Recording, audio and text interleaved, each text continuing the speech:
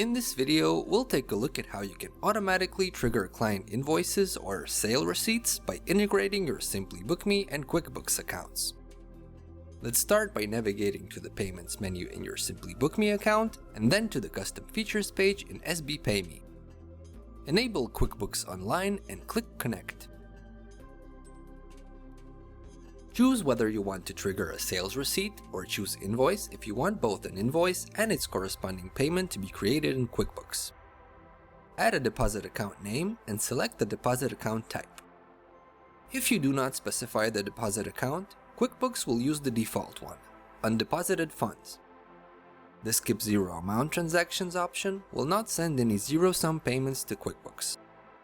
If you'd like to activate automatic refund receipts, please make sure to specify the deposit account name above. Use the Send Email option if you'd like to add a memo to the client transaction documents. If you're using the Client Fields feature for your clients' last names, you can enable this option to include them. Lastly, you can customize the suffix that will appear next to the client name and choose whether you'd like the suffix to include the payment currency. Make sure to save changes once you're done. If you found this video helpful, you can subscribe to our YouTube channel as well as follow our social media pages below.